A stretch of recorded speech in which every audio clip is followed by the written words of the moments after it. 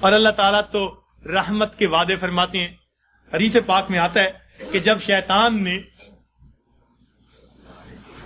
بہکانے کے لیے قسمیں کھائیں اور کہا کہ اے اللہ میں تیرے بندوں کو بہکاؤں گا دائیں سے بائیں سے آگے سے پیچھے سے، وَلَا تَجِدُ أَكْثَرَهُمْ شَاكِرِينَ، اللہ یہ اکثر تیرے ناشکرے ہوں گے.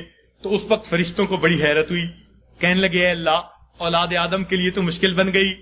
پوچھا کیسے؟ اے اللہ یہ شیطان دائیں بائیں آگے پیچھے سے بہکائے گا اور بندوں کے لیے تو کوئی راستہ ہی نہیں بچا. اللہ تعالیٰ نے فرمایا کہ میرے فرشتوں یہ دو سمتوں کو بھول گیا، ایک نیچے کی سمت ایک اوپر کی سمت. میرا گناہگار بندہ جب اپنے گناہوں پہ پریشان ہو کر میرے در پہ آئے گا اور میرے در پر آ کر ہاتھ پھیلا دے گا، چونکہ ہاتھ اوپر کی سمت کو اٹھیں گے، ابھی اس کے ہاتھ نیچے نہیں جائیں گے، میں اس کے گناہوں کو معاف فرما دوں گا. اور جب میرا بندہ اپنے گناہوں سے پریشان ہو کر اپنے سر کو سجدے میں ڈال دے گا، کیونکہ نیچے کی سمت سے شیطان اثر انداز نہیں ہو سکتا، میرا بندہ ابھی سر نہیں اٹھائے گا، میں اپنے بندے کے گناہوں کو معاف فرما دوں گا. تو شیطان نے ایک قسم کھائی تھی، فَبِعِزَّتِكَ، اللہ تیری عزت کی قسم میں تیرے بندوں کو بہکاؤں گا. اللہ تعالیٰ نے اس کے جواب میں فرمایا شیطان مردود تو قسمیں کھاتا ہے میرے بندوں کو بہکانے کے لیے، ورغلانے کے لیے. ذرا میری بات بھی سن لے کہ میرے بندے بتقاضائے بشریت گناہ کرتے رہیں گے اگر اپنی موت سے پہلے سچی معافی مانگیں گے. فَبِعِزَّتِي وَجَلَالِي، مجھے اپنی عزت کی قسم، مجھے اپنے جلال کی قسم، میں ان کی توبہ کو قبول کر لوں گا.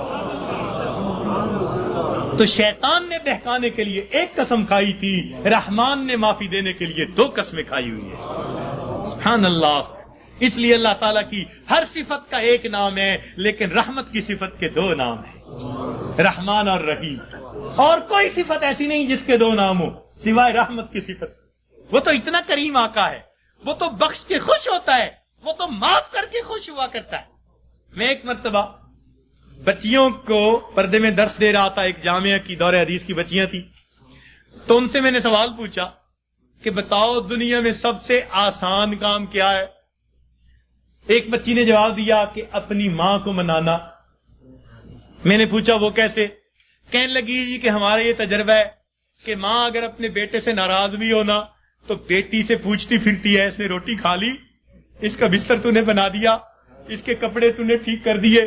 اب اوپر سے ناراض پھر رہی ہے، مگر ماں کی مامتا اس کو مجبور کر رہی ہے، لہذا بیٹی سے پوچھتی پھرتی ہے، بیٹی کے ذریعے اس کو کھانا پہنچا رہی ہے، دل سے ناراض نہیں.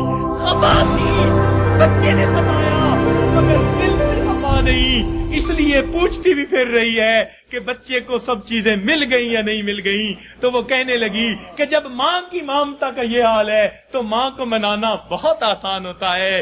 میں نے کہا ہاں ماں کو منانا آسان صحیح، پھر بھی ماں کے پاس آنا پڑتا ہے. بچہ آ کر کہہ دے امی معاف کر دیں، ماں معاف کر دیتی ہے. بچہ آ کر ماں کا جسم دبائے، امی معاف کر دیں، معاف کر دیتی ہے.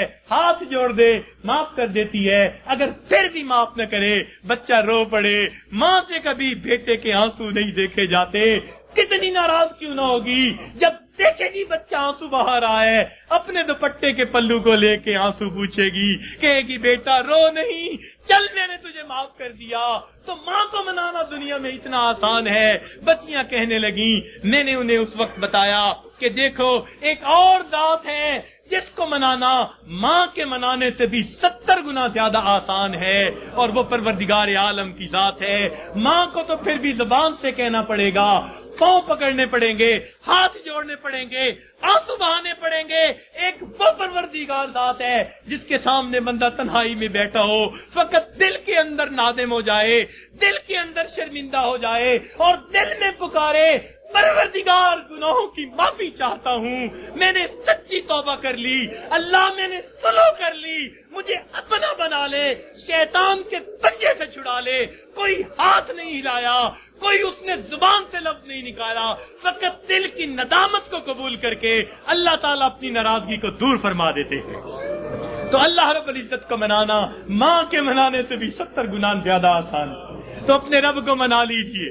ابن قیم رحمت اللہ نے عجیب واقعہ لکھا، فرماتے ہیں میں گلی میں جا رہا تھا، میں نے دیکھا ایک دروازہ کھلا، ماں اپنے بچے کو مار رہی ہے، تھپڑ لگا رہی ہے اور کہتی ہے تو نے مجھے بڑا ذلیل کیا، بڑا پریشان کیا، نافرمان ہے، کوئی بات نہیں مانتا، نکل جا میرے گھر سے۔ وہ بچہ رو رہا تھا، دھکے کھا رہا تھا، جب گھر سے باہر نکلا ماں نے کنڈی لگا دی۔ فرماتے ہیں میں کھڑا ہو گیا ذرا منظر تو دیکھوں، بچہ روتے روتے ایک طرف کو چل پڑا، ذرا آگے گیا، نکر سے پہلے واپس آ گیا، پھر دروازے پہ کھڑا۔ میں نے پوچھا بچے واپس کیوں آ گئے؟ کہنے لگا سوچا تھا کہیں اور چلا جاؤں، پھر دل میں خیال آیا مجھے دنیا کی ہر چیز مل سکتی ہے، مجھے ماں کی محبت نہیں مل سکتی، میں اس لیے واپس آ گیا ہوں، محبت ملے گی اسی در سے ملے گی۔ کہتے ہیں بچہ بات کر کے وہی بیٹھ گیا، میں بھی وہی بیٹھا، بچے کو نیند آئی، اس نے دہلیز پہ سر رکھا سو گیا۔ کافی دیر گزری، ماں نے کسی وجہ سے دروازہ کھولا، ضرورت کے لیے باہر جانا چاہتی تھی، بیٹے کو دیکھا دہلیز پہ سر رکھے سو رہا ہے، اٹھایا، کیوں دہلیز پہ سر رکھے سو رہے ہو؟ امی مجھے دنیا میں کوئی دوسری ماں نہیں مل سکتی، میں اس دہلیز کو چھوڑ کے کیسے جاؤں؟ فرمایا بچے کے الفاظ سے ماں کی آنکھوں سے آنسو آ گئے، بچے کو سینے سے لگا لیا، میرے بیٹے جب تیرا یقین ہے اس گھر کے سوا تیرا گھر کوئی نہیں، میرے در کھلے ہیں، آ جا، میں نے تیری غلطیوں کو معاف کر دیا۔